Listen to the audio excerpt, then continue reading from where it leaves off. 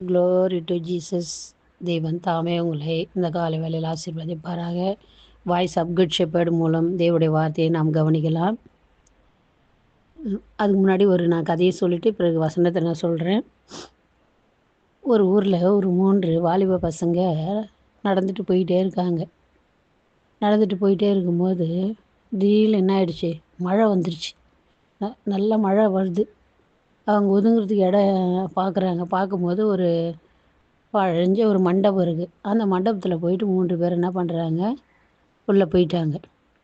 அங்கே போயிட்டு இருக்கும்போது அவங்களுக்குள்ள சில கசப்பு வந்து என்ன பண்ணிடுறாங்க, ஒரு பையனை 2 பையன் சேர்ந்து என்ன பண்ணுறாங்க, துரத்திடுறாங்க.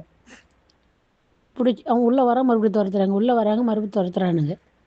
சரி, இவங்ககிட்ட இருந்து அடிவாதம் வாங்கினா நம்மளால முடியாது அப்படி சொல்லிட்டு, அது தேவனை நேசிக்கிற மகன். அதனால் அந்த தம்பி என்ன பண்ணிடுச்சு, வந்துடுச்சு. வந்து கொஞ்சம் தூரம் ஒரு மரத்தடியில் வந்து நின்றுடுச்சு. மழை காற்று நல்லா அடிக்குது. கொஞ்ச நேரத்தில் நல்ல செம்ம இடி, நல்ல பயங்கரமான இடி.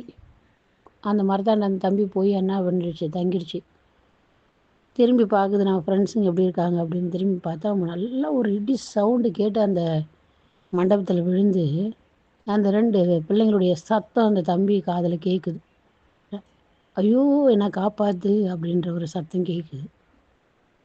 அப்படியே 2 பேர் என்ன பண்ணிடுறாங்க, இடிந்து செத்து போயிடுறானுங்க அந்த மண்டபம் விழுந்து. அந்த தம்பி மட்டும் என்ன பண்ணிடுச்சு, காக்கப்பட்டுடுச்சு. பாருங்கள், அது ஒரு நல்லது தான். துரத்துந்து அந்த தம்பியை துரத்துந்து நல்லது. ஏன்னா தெய்வன் அந்த பள்ளியோடு கூட இருந்தார். நம்ம அந்த 2 பசங்களை என்ன பண்ணலை, பயப்படலை. அந்த ஒரு தம்பி பயந்து என்ன பண்ணிட்டான், போயிட்டான். சரி, இவங்ககிட்ட வம்பு வாங்க முடியாதுன்னு. அதேமாரி நம்ம சங்கீத புத்தகத்தில் நம்ம வாசிக்கலாம். 115ஆம் சங்கீதம் 13ஆம் வசனத்தில், கர்த்தருக்கு பயப்படுகிற பெரியோரையும் சிறியோரையும் ஆசீர்வதிப்பார். கர்த்தருக்கு பயப்படுற பெரியோரையும் சிறியோரையும் அவர் ஆசீர்வதிப்பார்னா, பயப்படுறதில்ல என்ன, தீமையை வெறுப்பதே கர்த்தருக்கு பயப்படுற பயம். தீமைனா என்னான்னு உங்களுக்கு தெரியும். அடுத்தவங்களுக்கு ஒரு தீமை செய்யலாம், ஒருத்தர் தூங்கவே மாட்டான். ஒரு பொம்பளையோ ஒரு ஆம்பளையோ அவங்களுடைய ஹேபிட் அது.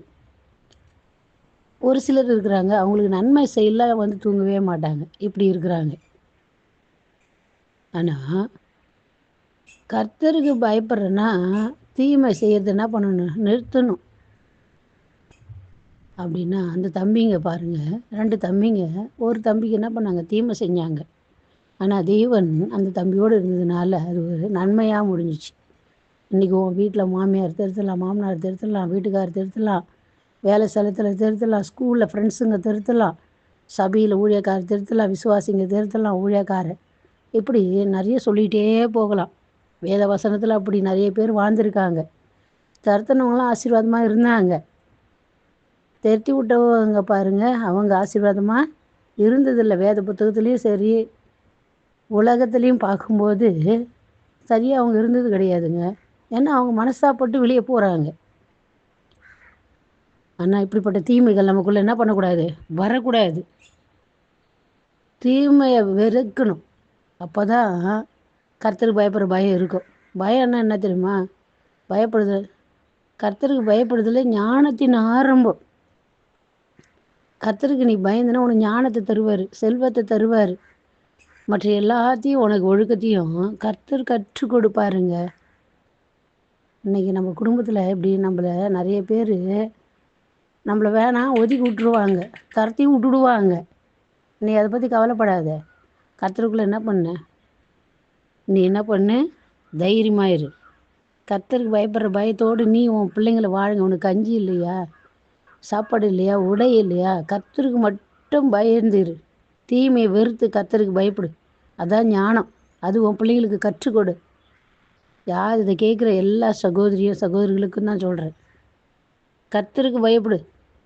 அப்போ வாழ்க்கை என்ன பண்ணும், ஸ்திரப்படும். மனுஷனுக்கு பயப்படுற பயம் கண்ணியை வர வைக்கும்.